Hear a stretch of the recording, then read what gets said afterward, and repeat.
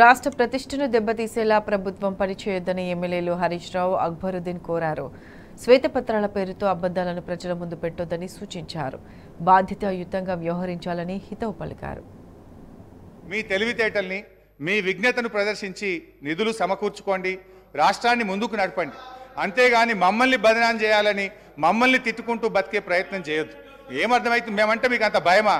మమ్మల్ని అప్రతిష్ట పాలు చేస్తేనే మీకు రాజకీయ భవిష్యత్తు ఉంటుంది అన్నట్టుగా మీరు భావిస్తున్నట్టుగా ఇలా ప్రజలు అనుకుంటా ఉన్నారు. అధ్యక్ష, మీరు 24 గంటలు మంచినీళ్ళు ఇచ్చి మాకంటే మంచి పేరు తెచ్చుకోండి, శభాష్ అనిపించుకోండి. మేము వద్దంటామా? We appreciate. అధ్యక్ష, వ్యక్తులుగా మనం ఉంటాం, పోతాం. ప్రజల ప్రయోజనాలు ముఖ్యం. రాష్ట్ర భవిష్యత్తును దెబ్బతీసే పద్ధతి వద్దు. రాష్ట్ర పరపతిని దిగజార్చే దుష్ప్రయత్నాలను మానుకోండి. ఒక చిన్న పుకార్తో స్టాక్ మార్కెట్ కుప్పకూలిన సంఘటనలు చూసాం. మీరు మన రాష్ట్ర ఆర్థిక పరిస్థితి మీద అధికారికంగా పుకార్లు సృష్టించి రాష్ట్ర భవిష్యత్తును ప్రశ్నార్థకం చేయకండి. ఈ శ్వేతపత్రాలు రాష్ట్ర ఆర్థిక ప్రగతికి కోతపత్రాలు అవుతాయి. దేశానికి దిక్సూచిగా ఉన్న తెలంగాణను దివాలా అనే ముద్ర వేయకండి.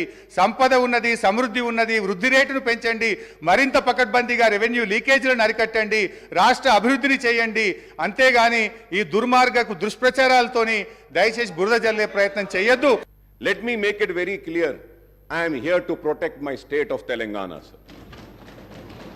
I do not want a wrong message to be sent by this house that this state is in distress. ये स्टेट बीमारू हो गया, ये स्टेट तबाह हो गया, ये स्टेट में अब कुछ नहीं है, ये मैसेज हमको नहीं भेजना है sir. I am not wanting a wrong message to go out of this house. Thank you very much. And we are also there. We will support you to make the state #1 state in the country. We will lend our support. Our criticism is going to be constructive. I am just trying to correct this.